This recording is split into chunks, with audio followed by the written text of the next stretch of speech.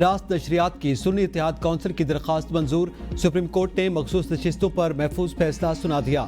Bench نے متفقہ فیصلہ دیا، سپریم کورٹ نے موجودہ بینچز پر اعتراضات مسترد کر دیے۔ ہم نے اپنے سے کئی گنا بڑے دشمن کو شکست فاش دی، عظیم فتح پر افواج پاکستان، حکومت پاکستان اور عوام پاکستان کو مبارکباد۔ وزیر اعلیٰ پنجاب مریم نواز کا سرگودا میں تقریب سے خطاب، کہا ہم نے بھارت کے فرانسیسی ساختہ رافیل طیارے تباہ کر کے دنیا کو حیران کر دیا۔ نیت اچھی ہو تو اللہ تعالیٰ معجزہ کر دیتا ہے۔ سرگودا میں کوئی دل کے امراض کا اسپتال نہیں تھا، اب Nawaz Sharif institute of cardiology تقریباً مکمل ہو چکا۔ پنجاب کے تمام شہروں کی بیوٹیفیکیشن اور اربنائزیشن کے منصوبوں کی منظوری دی، ہر سکول میں پینے کے پانی اور ٹوائلٹس کی سہولت دیں گے، کمروں کی کمی بھی دور کی جائے گی۔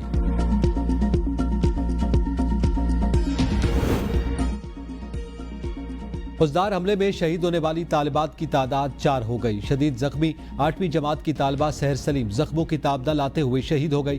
2 بہن بھائی آہوں اور سسکیوں میں اوکاڑا میں سپرد خاک۔ افزا اور حذیفہ کے والد پاک فوج میں ملازم، دونوں بچے تعلیم کے لیے خضدار میں رہائش پذیر تھے۔ ورثاء کا پاک فوج کے لیے اپنا تن من دھن سب قربان کرنے کا عزم، کہا معصوم بچوں کے خون کا بدلہ لیا جائے گا، ان کا ناحق خون رائیگاں نہیں جائے گا۔ خضدار دھماکے کا مقدمہ سٹی ڈی تھانے میں درج، قتل، اقدام قتل اور انسداد دہشت گردی کی دفعات شامل۔ خضدار میں اسکول بس پر بھارتی سپانسرڈ دہشت گردوں نے حملہ کیا۔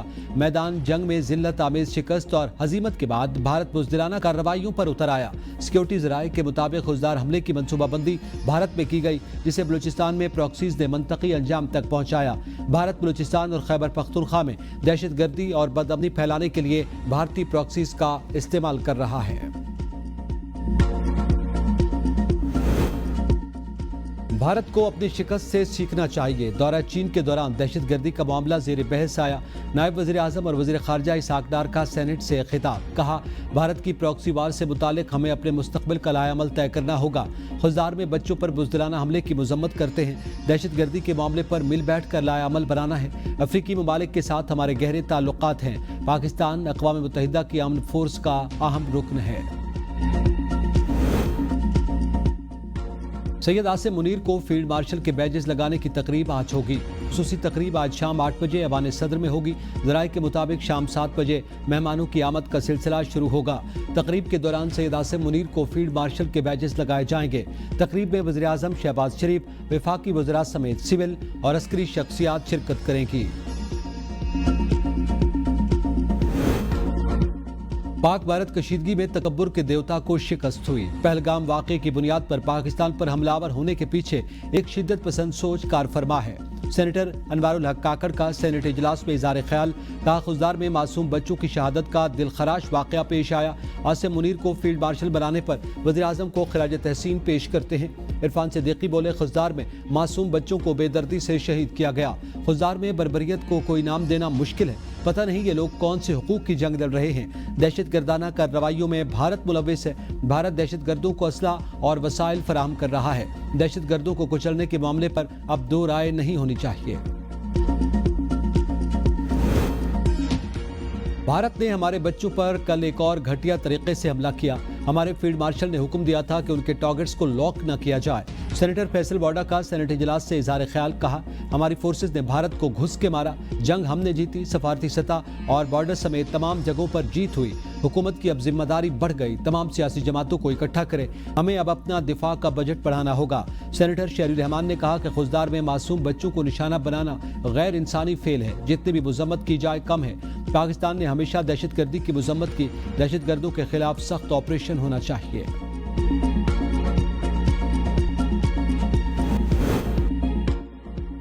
حکومت اور آئی ایم ایف کے درمیان نئے مالی سال کے بجٹ پر مشاورت حتمی مرحلے میں داخل۔ آئی ایم ایف کا سرکاری اداروں کی نجکاری تیز کرنے پر زور۔ حکومت نے آئی ایم ایف سے نجکاری کا پلان شیئر کر دیا۔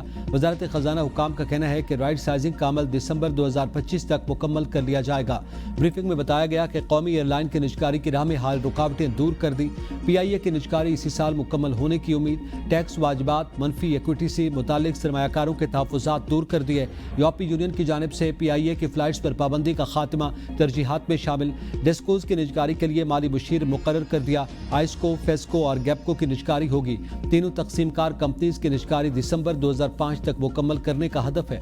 दूसरे मरहले में हैदराबाद, सक्खर, पिशावर इलेक्ट्रिक कंपनियों की निजकारी होगी।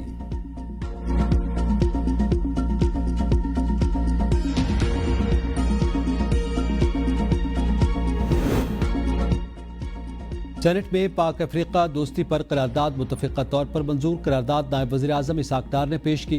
करारदाद के मुताबिक पाकिस्तान और अफ्रीका आपस में तिजारत को फ़रोग़ दे सकते हैं। अफ्रीका ने हमेशा खित्ते में अमन की कोशिशों का किरदार अदा किया। मुल्तान और डीजी खान में आज से शदीद गर्मी, सूरज आग बरसाने लगा।